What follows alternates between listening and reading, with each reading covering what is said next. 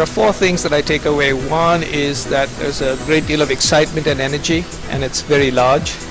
Second is I had the opportunity to yesterday attend all the talks, and I found them to be of very high quality. So, in fact, I learned a lot just by listening to the talks. The third is it's a very interesting combination of lots of young people and of lots of senior people at the same time. It's almost like there is no middle level, just a senior and young, to a certain extent. And fourth, I had a chance to also look at some of the work, and the quality of the work is at a world-class level now, the Indian creativity and media work. To a certain extent, and this is anecdotal as I look around, my sense is that the senior people come here because they have the conclave on the first day, so they're here. And then a lot of the other folks come here because in some ways it's both a conference and a party. And I think the middle people probably are too busy bringing up their families. Goafest is trying to structure itself like the Cannes Ad Festival. And if you look at the Cannes Ad Festival, they first began very narrowly as a creative conference. Then over time, they added some media people to it. But about 7-8 years ago, it really reached a completely different scale when marketers started arriving. And Procter & Gamble brought a very large delegation. And since then, Cannes has become a very both serious and very significant part of the overall marketing agenda. So if they're trying to do that, Cannes clearly achieved that. But Cannes also achieved it in 3 steps. They didn't get there, immediately. I think what's going to be extremely important is not just to get clients here, but to get clients who ask their agencies to come with them to attend particular learning and conference courses. Because the idea is, what is in it for a marketer? So is it that they will be able to ask their agencies to be more creative? Will it be that they will ask their agencies to be more forward-thinking? Or will it be things that the marketer can learn about different things? So I think to a great extent, at least my perspective on Goafest is it's a very successful operation that to me seems like a teenager trying to decide what it's going to be when it grows up.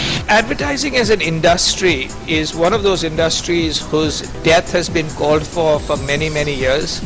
I've worked in the business for 30 years, and about 15 or 16 years ago, there was a cover story on Wired magazine called The Death of Advertising. And 16 years later, the advertising industry is 2.5 times the size of what it was supposed to be when it died. The interesting thing about the advertising industry very broadly is it keeps growing. And it grows globally at the size usually of global GDP, or slightly ahead of global GDP. That's about how much it grows, 2 to 3% a year.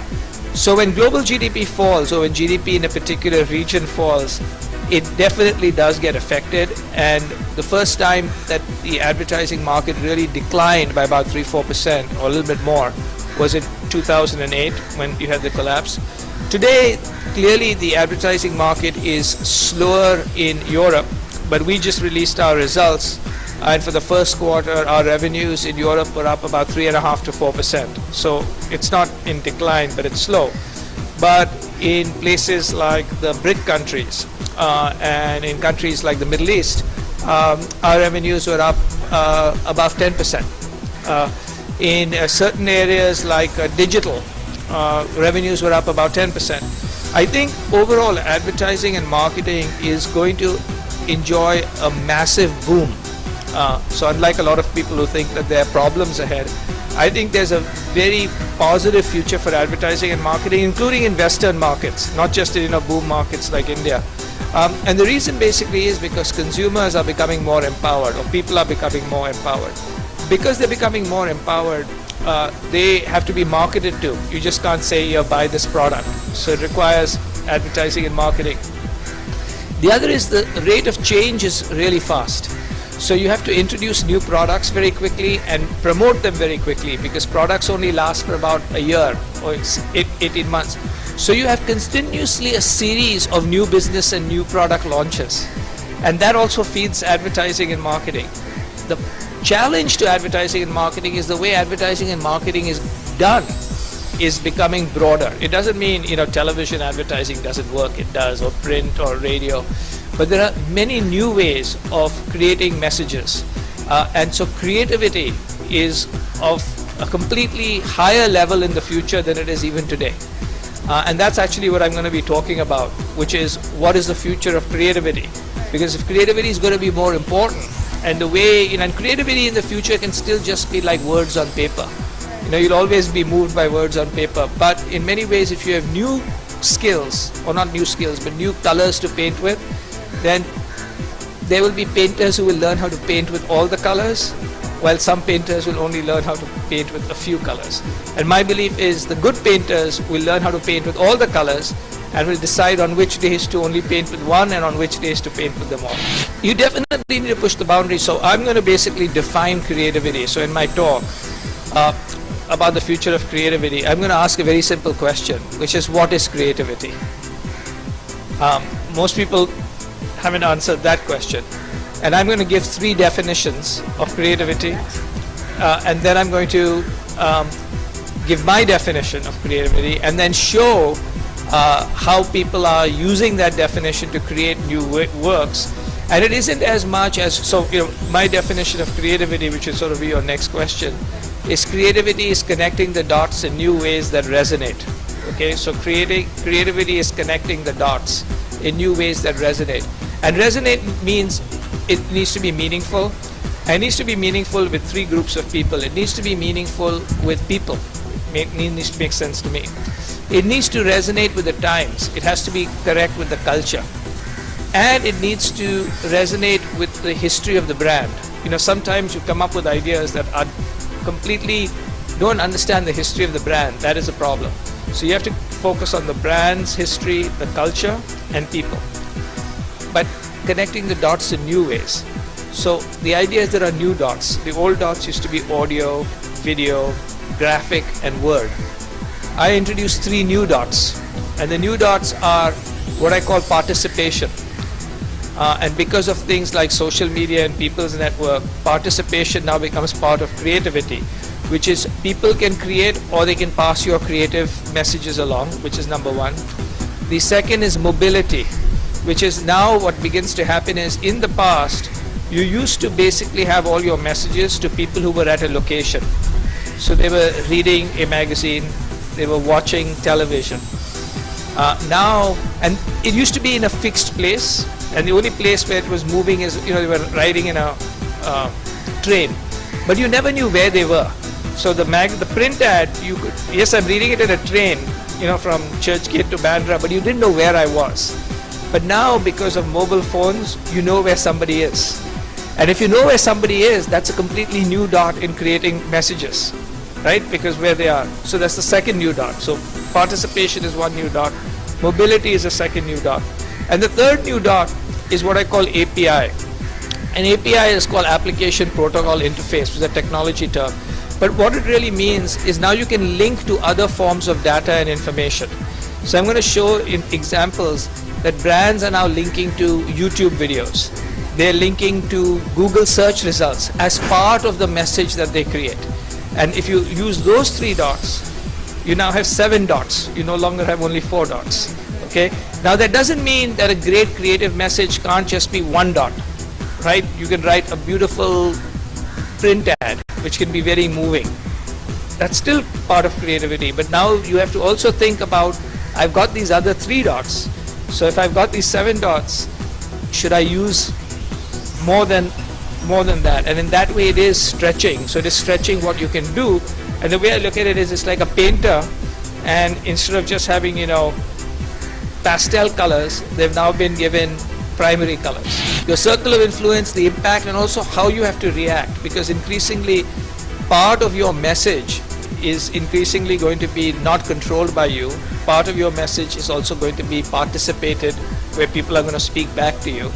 And that requires a sort of a different mindset. It also requires a very different mindset in the way campaigns are developed, because in the old days campaigns, you spent a lot of your effort before the campaign launched, and after the campaign launched you did a little bit of measurement. Now increasingly, once the campaign launches is when the real work happens, because people start commenting on it, people start spreading it on YouTube, people start coming back. So the campaign often doesn't start till you actually launch it. In the old days, a campaign, most of the work stopped when you launched it. The dominant medium in the world for many, many, many years is going to be television. Yes, okay. So television will be the dominant medium in the world. But what will basically happen is television will get social. Television will become available on mobile devices like on my iPad, okay? And television will have underlying technology coming into it.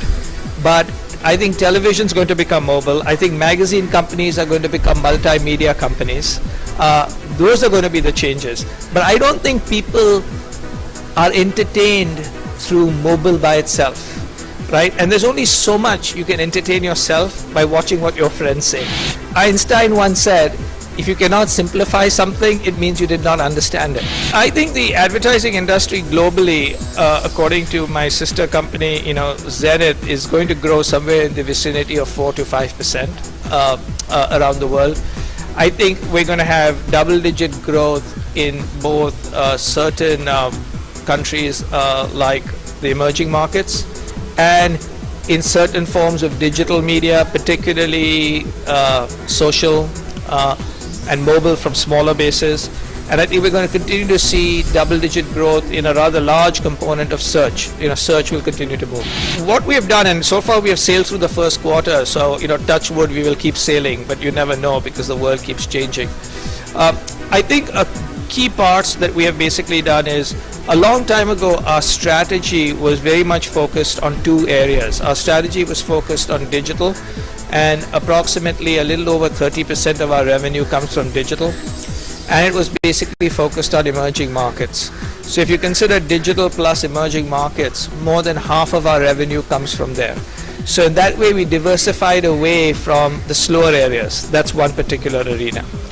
The second is, anticipating this, we have focused very much on the 2 or 3 things that matter a lot, that sometimes we forget, which is our business is only as strong as our relationships with and the strength of our clients' business.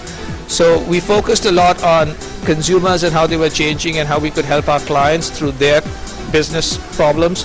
And in those ways we won market share, and that market share growth allowed us to continue to grow even though the category was flat. I believe that mobility will be involved in everything. So what tends to happen is, if you consider tablets and phones, they are going to be the way we spend probably most of our time consuming media will be on tablets and phones. Okay. Only when we are home will we actually be looking at media on television. But even there, we will probably be looking at on television and being on a tablet at the same time. I think the thing with mobile is, I don't know if the future of mobile is, of advertising is mobile. I think the future of marketing is mobile, which is, I don't think people want advertising that much on their mobile devices for 2 reasons. One is it's intrusive, but second is we are going to continue to pay a lot of money unless you're at home on wireless systems. You're going to pay a lot of money for data, and you don't want to basically pay money to watch somebody's commercial message. What you are likely to want to do online is you're going to watch YouTube videos which may have some thing in it. But I think the key thing with mobility is services, which is, give me a service, give me something like I'm at a restaurant, give me information about the restaurant, give me a price promotion. Services are what I want. I don't want like a big fat ad about the restaurant. I'm already at the restaurant.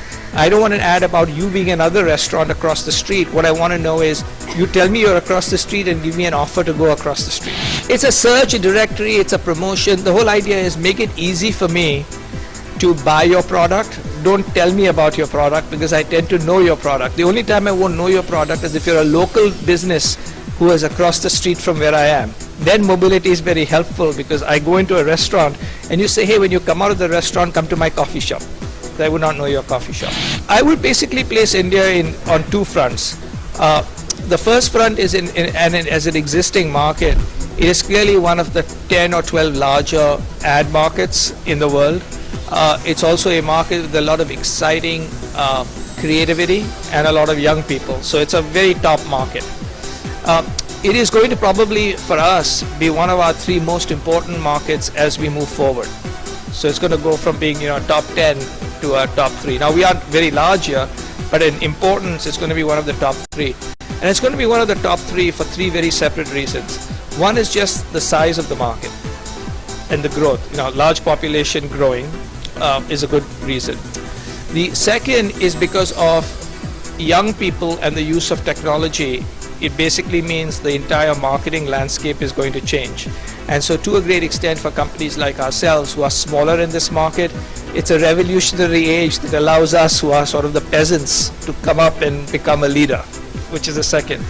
And the third is India is a net exporter of culture, it's very interesting. All countries export culture. China exports culture, but a lot of Chinese culture that's exported is old culture, because a lot of they are a little scared of their current artists. They're a little scared of their current writers because of their own problem.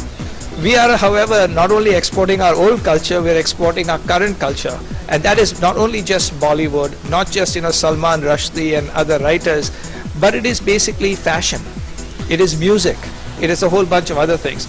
And in the advertising business, you think about it, you have a cultural export coming from a country, you have a young country with technology, and you have a large country. I would say for the young media professionals of India, I think there are 2 things to keep in mind. The first is, please think that media is very broad, or advertising and creativity is very broad, and so you should be thinking very broadly.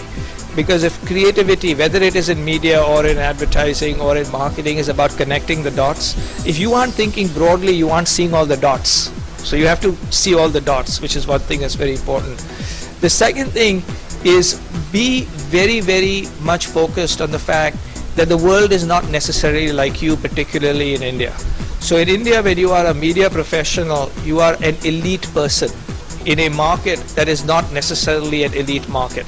So even in the middle market, the way we define middle class is people who have income to spend. Okay? So in some ways, you have to be very careful that you don't take your own beliefs and say that is the person you're marketing to, because that group of people is very small. And that's the people that you're seeing all the time. So think outside of yourself, I think, is very important.